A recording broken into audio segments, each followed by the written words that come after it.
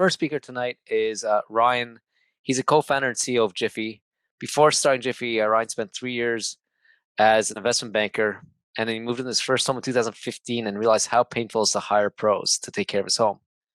He caught up with an old friend and his partner who had the same experience and the idea to start Jiffy, and the rest is history. So Ryan, come up. I'd love to share your some knowledge. And while I'm waiting for you, I got to thank you for saving my marriage in this pandemic. I think if Jiffy didn't exist, my wife would have kicked me out of the house by now. So it's very important, and I'm very excited to have your product in this city. Well, I hope you're not the only one who's had the same experience and has used Jiffy as a lifesaver or a marriage saver. So maybe take a few minutes or just explain what Jiffy does. So other than putting, posters in lawns, so what if someone hasn't used Jiffy? What do you guys do? Yeah, so for homeowners, we're the easiest way to take care of small jobs around the house that you still need a pro for. So think of cleaning your gutters 30 feet in the air or on your roof. Having an electrician in to troubleshoot a problem with your lighting, to your AC breaking in the middle of the heat wave.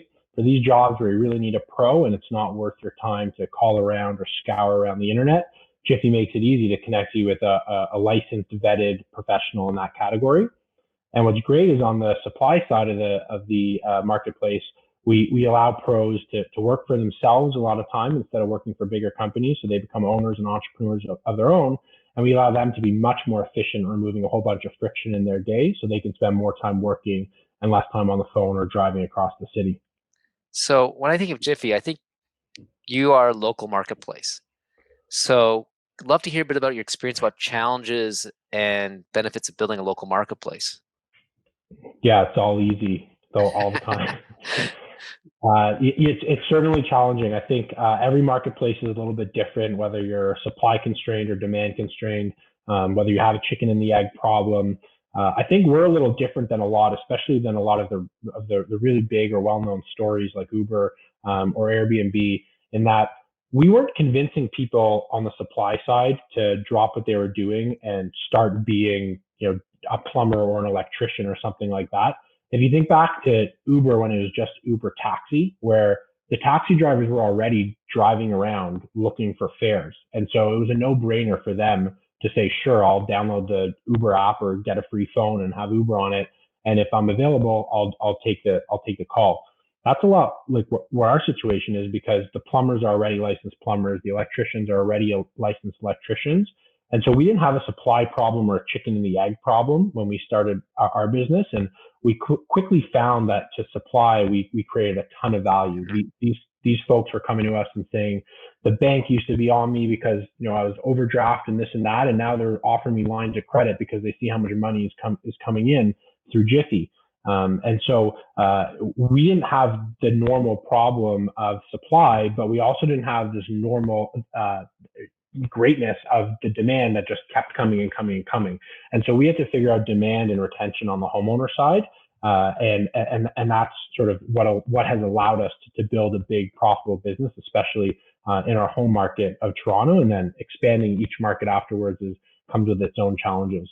So I want to take that apart a bit, but first I'll point out Mongbong has a question there. How did you approach acquiring customers and the suppliers? Did you approach acquiring both? So it just seems like a perfect follow-up question to what you just said. Yeah, so we started at the end of or beginning of April 2015, and by middle of May we had jobs. And so over those six weeks, while the technology was being built, before we ever went to market on the demand side, we were running around the city just meeting pros on their jobs and showing them what a PDF on an iPad and just getting them excited about it. And back to the point I made, because they didn't have to commit or anything, they just had to say, sure, sign me up, and when a job comes in, I'll take it or leave it. That allowed us to get the supply on board first and then go to market with demand once we had that supply. So as you're building this, what are the key metrics? How do you know you're being successful? And what do investors look for? Yeah, so I think for us, the very early things, the classic marketplace things like liquidity. So when someone comes to shop, do they buy something, or does it get matched on the supply side? So very quickly we were able to establish that, as soon as a homeowner put up a job request, that pros were accepting those jobs and they were getting fulfilled properly. They weren't leaking around the platform and things like that. So I think that's sort of like version, 1.0, like, does it actually, is it a marketplace? Can you transact? And then the second things are on the homeowners or demand side. How much does it take to acquire a customer? How long does it take to pay back? And how much money do you make over their lifetime? So those are definitely first and foremost. And then as you think about a local marketplace, how does that extrapolate into market? So okay, great, you're big and profitable here, but is it going to cost me $10 million to open up a new market in 5 years? Because especially now, that's not a check that people are going to write. I think people want to see, can you make money on a customer? Can you make money on a market? And then can you make money in multiple markets? So let's talk about multiple markets. I feel like you own Toronto, and I think you're now in 3 other markets, if I'm correct. So how do you choose which markets to go to, and how have you approached that? And I'll also stay on the investor question, so make this a nice 3-part question, is how did investors inform which markets you go to next? Yeah, so to find which market to go to next, aside from Ottawa, which was our second market, which we went to because it was close and same jurisdiction and sort of removed as much friction as possible, and really just could answer the question is, could you get the supply and demand to start in a different place other than where you're from? And so, aside from that, the markets we look to are have a lot of homeowners who live in detached homes, ideally young, so that they're tech savvy, relatively dense in the city, so we don't need to have supply and demand in each different pocket of the market. And then from there, it's who can we hire, how good is a team that we can bring on board, and then some more specific things around our tactics. Do they work? Does radio work well there, or what have you? That was the first question. Second question was, how do you make it work there? Maybe. Yeah. How do you expand? Like, do you have a playbook? Yeah. Yeah, I think we definitely have a playbook. It changes with each market for sure, but what we've seen is we know exactly how to get the pros on board. We know how long it takes, and it doesn't take a whole lot of bodies to do it. And then it's a matter of getting a good understanding of how much you're willing to invest and how quickly you can invest it to build this sort of snowball effect like we have in Toronto now, where people just talk about it and people remember to use it because they see their lawn signs and things like that. And so the key is to get as fast as possible in new markets, because you don't want to be buying unprofitable customers on bad channels, and you don't want to have customers or pros churn out because you don't have enough liquidity. And so you want to go fast once you get into these markets, but that takes a lot of courage and capital. So it's a bit of a balancing act. And then, how has the current pandemic affected how you've gone to market? From a fundraise perspective, like, how do you think differently? Like you're in, I guess, is it Boston, Chicago, I think? So yeah. Are you focusing on getting those to scale? Have you changed your plans there? Has it changed your thoughts about how investors would look at you as an investment? Yeah, so I think there's two pieces of that. So one of our biggest marketing channels is sports radio, so that went out the window really quick when the pandemic hit. So we're pretty excited for the end of this month to get that back. But certainly from a what can you do, we were, I guess, fortunate because the government said you can't do much, and our marketing channels didn't work, and so we took a lot off the table pretty quickly and just looked at what's going to happen as the weather warms up, as things sort of move into a new normal. Think like April instead of March, and we were just ready to go as quickly as things started unlocking. Getting the pros back in the house. Obviously, outdoor jobs were allowed for a while. And so, we definitely saw a speed bump, and I think it was a lot so far a lot better than we would have expected it to be. And we definitely turned on marketing channels earlier in our most mature markets. That's where we acquire customers cheapest.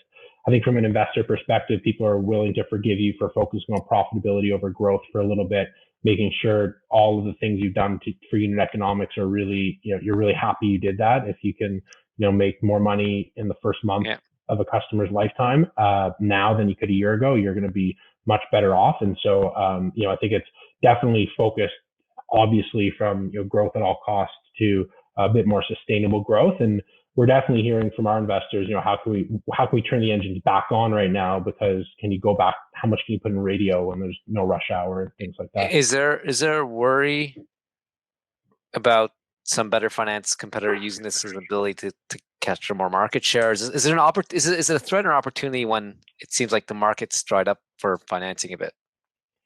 I think it's an opportunity for us because we've got a business that can be profitable, and so we get to call the shots. Whether we go or no go in particular markets, and so I even look back, if this happened a year or 2 years ago, based on how much business we can do without spending money on marketing, we would have been in a much different situation.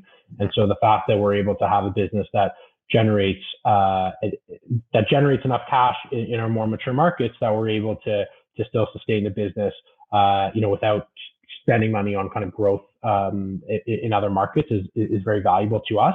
I think that had we raised a Series A 2 years ago, we would have had expectations that would have been really hard to meet now, and we've just been sort of further down the stack from a cap table perspective. So I think that would have been challenging. So I'm going to actually take a couple questions from the crowd. Talking about expanding in markets, Sylvia wants to know, when's Jiffy coming to Montreal? I think you got your first customer there if you open up Montreal. I think my in-laws might fight you to be the first customers there because they've tried a handful of times.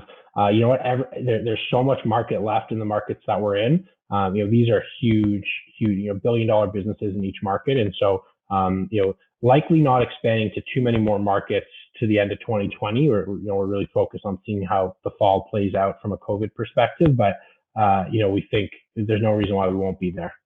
I'll take the one from Himat next. How many employees do you have? How long did it take you to get that number?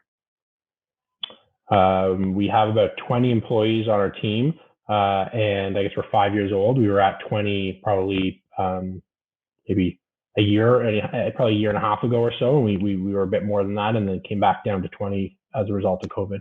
I'll take the one from Jason there. Jason Das says, and I'll take it a bit wider, says, do you see only doing home repair market? I'd actually say, and then he asked about the automotive market sector. I know you don't do automotive.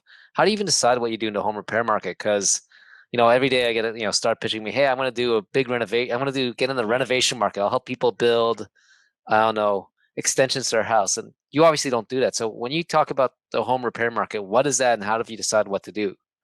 It's nuanced, but it's the most important decision we made when we started. And what we found, and I know we're running out of time, I'll make it quick, is technology can solve certain problems around the house, and they can solve the problem of liquidity in a marketplace. So if there's a plumber available and I need a plumber, technology can work. It's not rocket science to figure out how to match me with somebody, but that only works if I'm willing to take anybody who meets Jiffy's criteria. If I'm starting to renovate my whole house, I want to meet them 5 or 10 times first. I want to go back and forth with quotes. The project's going to take months. Technology can't help that much, especially with the matchmaking. Technology might be able to help with milestones or payments or financing or whatever else. But as it relates to pressing a button, having someone show up and do the work, you really want to be in services that are commoditized so that any licensed, vetted, well-regarded pro can do the work and get the job done in a yes or no fashion. We don't even do cleaning because what's clean for me might not be cleaning for you or clean for you. And we want to make it really easy to understand the price. So you can understand that a barbecue is, $199 to clean for 3 burners. That's very clear to me and you, but that's not going to be as clear if I talk about how do I build a deck that has a built-in barbecue on it. And so we want to make sure it's things that people can transact with one button. And if it's not, then you're better suited to be offline for now. Cool. Ryan, thanks so much for sharing some knowledge. My takeaways is in this current environment, focus on profitability and scaling up your current markets. And it's an opportunity, I guess, it sounds like it's an opportunity for you to get more market share and make a playbook that you can go raise money against for the next round. That's the plan. Appreciate having me on. Appreciate everything. And if you want to drop some coupon code, I think you might have some, activate some first-time users. Let's do it. TechTO. Cool. TECHTO. It'll be a mystery how much you save, but you ought to book. Excellent. You have to check it out now. Okay, I have to go do it. Okay.